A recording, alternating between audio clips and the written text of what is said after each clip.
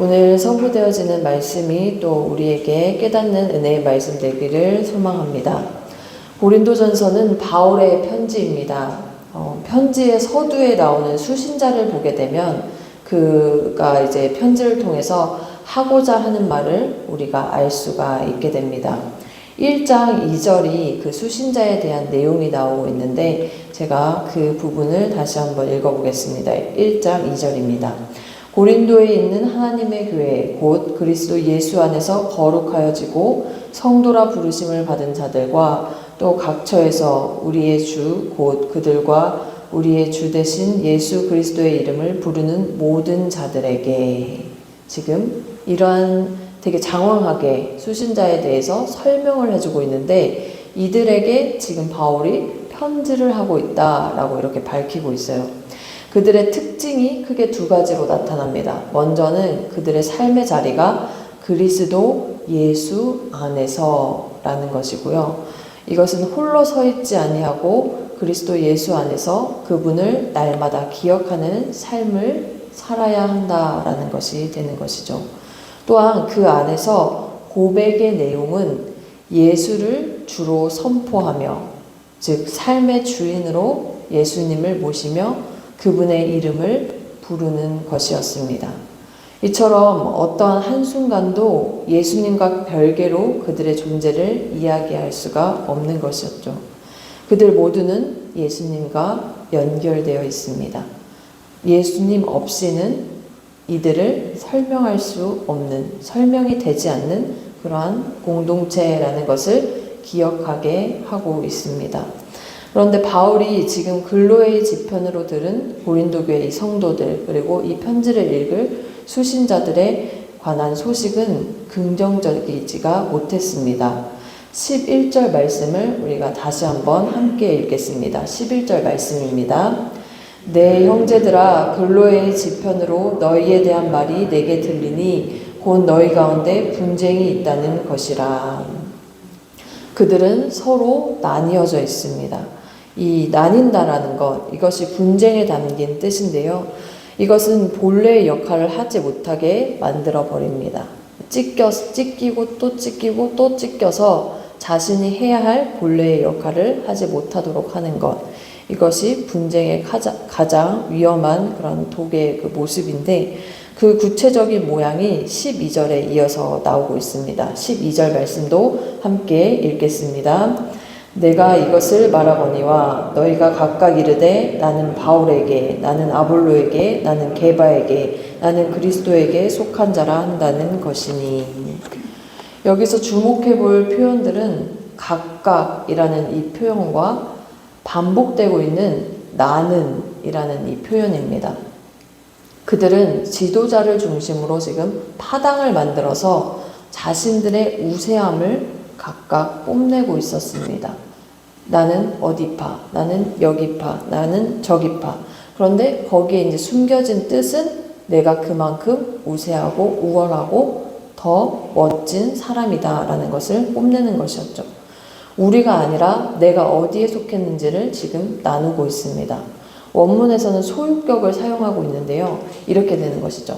나는 바울의 것, 나는 아볼로의 것, 나는 게바의 것, 나는 그리스도의 것이 됩니다.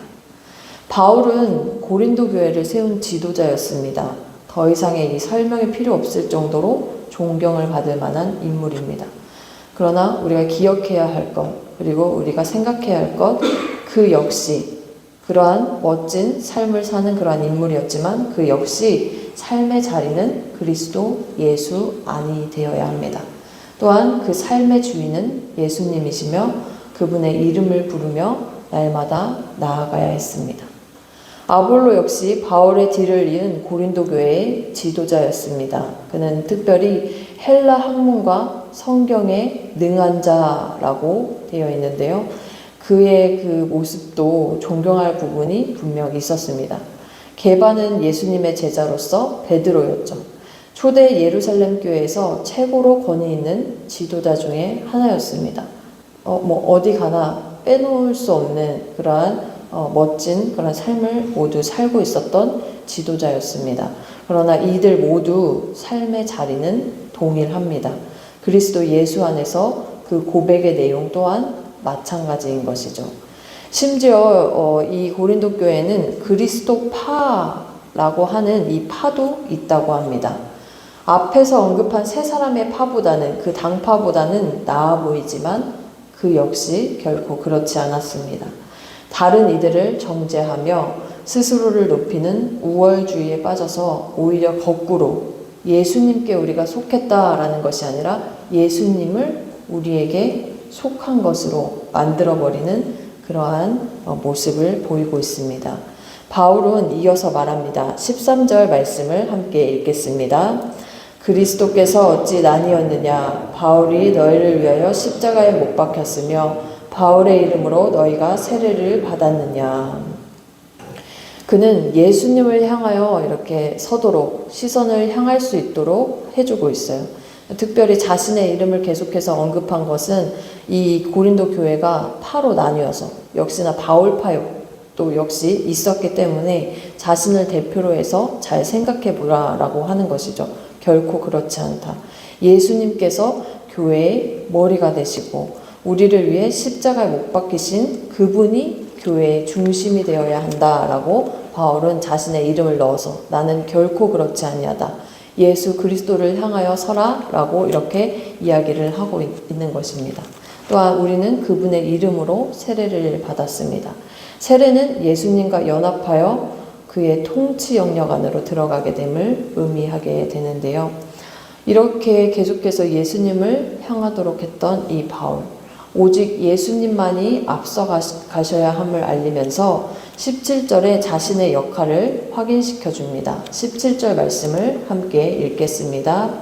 그리스도께서 나를 보내심은 세례를 베풀게 하려 하심이 아니요 오직 복음을 전하게 하려 함이되 말의 지혜로 하지 아니함은 그리스도의 십자가가 헛되지 않게 하려 함이라. 아멘. 교회를 이루는 우리의 역할이기도 합니다. 복음을 전하며 복음으로만 그리스도의 십자가가 헛되지 않게 해야 할 책임이 우리에게 있습니다. 바울은 이처럼 나뉘어져 본래의 역할을 감당하지 못하는 모두를 안타까워하면서 오늘 본문에서 겉면의 말씀을 주고 있는데요. 맨 앞으로 가서 10절 말씀을 우리가 다 같이 한번 읽어보겠습니다. 이렇게 권면합니다. 형제들아, 내가 우리 주 예수 그리스도의 이름으로 너희를 권하노니 모두가 같은 말을 하고 너희 가운데 분쟁이 없이 같은 마음과 같은 뜻으로 온전히 합하라. 그는 그들의 문제점을 뒤에 배치하고 그 다음에 겉면의 내용을 제일 앞에 두었는데 그만큼 그 말을 너무나 강조하고 싶고 너무나 하고 싶었던 제일 중요했던 말이었기 때문에 이 앞으로 뺐습니다. 이 바울의 겉면을 통해서 결국 남는 것은 예수님 뿐이었습니다. 같은 마음과 같은 뜻은 중심이 되시는 예수님으로부터 흘러나옵니다. 우리의 시선이, 오늘을 살아가는 우리의 시선이 빼앗기지 않기를 원합니다. 우리 삶의 자리는 그리스도 예수 안입니다. 또한 삶의 주인은 예수님이시며 그분의 이름을 부르며 날마다 나아가야 할 것입니다. 그렇게 모인 우리가 교회를 이루어 나아가고 있습니다. 우리의 교회와 이 지금 삶의 모습 그리고 흔적들마다 예수님만이 드러나길 축복합니다. 같은 마음과 같은 뜻으로 본래의 역할, 우리가 복음을 전하고 복음을 살아내며 복음으로 그리스도의 십자가가 헛되지 않게 하는 그 역할을 잘 감당하는 우리 모두 되기를 기도합니다. 오늘을 살아가며 우리가 기도할 때 또 결단할 때 예수님을 향하여 예수님과 연합하겠습니다. 그래서 그 연합한 그 같은 마음과 같은 뜻으로 나아가서 그것이 곧 합력하여 선을 이루는 축복의 삶을 살고 싶습니다. 라는 이러한 믿음의 고백으로 승리하는 우리 모두 되어지기를 소망합니다.